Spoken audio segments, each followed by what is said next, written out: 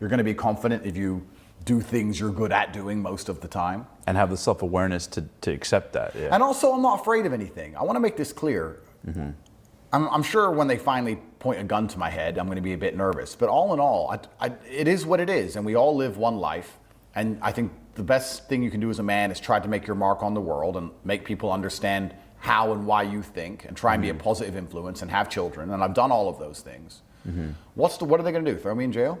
I mean, I'm confident because I just don't fear any of these idiots anymore. When the BBC turn up and they try to intimidate me, because that's what they try to do. I saw that interview. They framed a question, and right away you nailed them not accepting the frame. Of course. I love that. They're clowns. And when they try to intimidate me and they come with their agendas and they expect me to be scared of these people, I don't fear these people at all because I don't respect these people.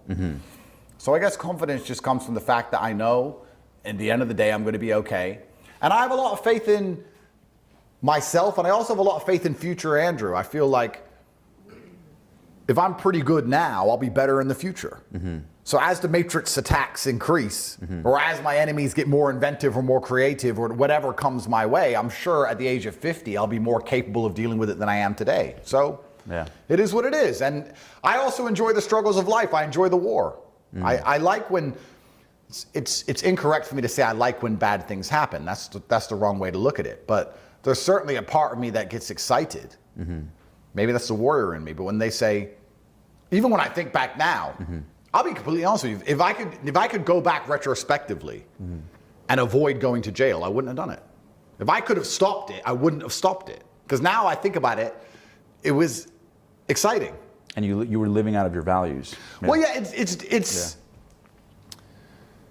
it's war. It's exciting. Like, bad things can happen. It's a terrible experience. You're going to suffer. I enjoy all of those things. Retrospectively, maybe some men are different, but I think if you ask the average man to think back on the times of his life that he really suffered or he hated, usually if they're a good man, retrospectively, they're glad they happened. At the time, you may hate them, but not very many men are going to sit and say, oh, I wish I didn't have to go through that.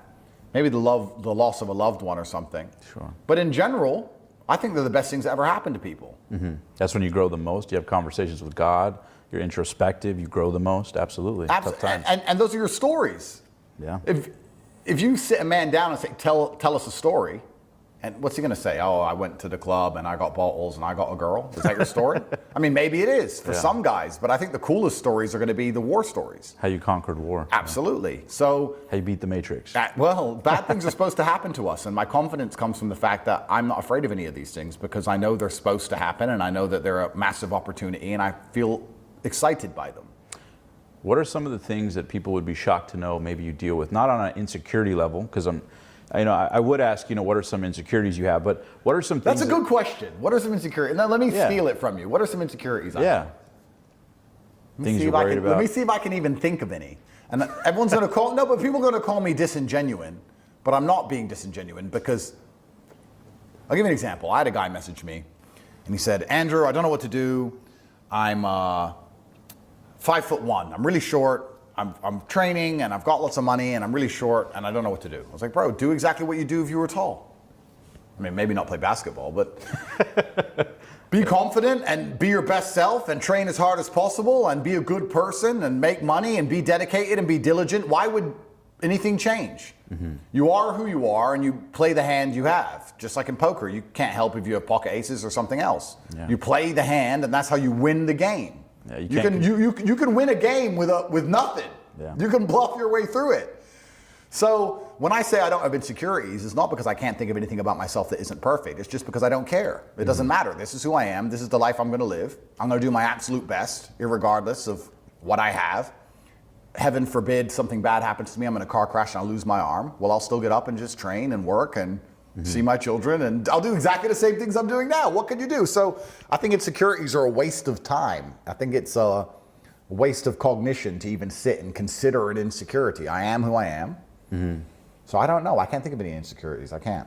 Were you ever insecure with the ladies coming up? Well, you're nervous, I guess. Andrew Tate used to get nervous with Well, women? when you're Wow. a teenager, I think everyone is. But I also think the dating market was different back then because you actually had to go up to girls and talk to them. And they weren't Instagram famous with guys that'll fly them out to Dubai the second they turn 18, 19. Yeah, well, that's right. Yeah, the whole world was a completely different place. You'd have to go up to girls and say hello for the first thing, which most modern men probably don't do anymore because it's all online or Instagram, etc. So that was a huge part of it. And secondly, I guess the counter to that is that women were a bit more humble because they weren't getting flown around the world from their Instagram profiles. So there was interesting dating market, which is completely gone now. Most men now, I don't think cold approach women very often. Maybe they do.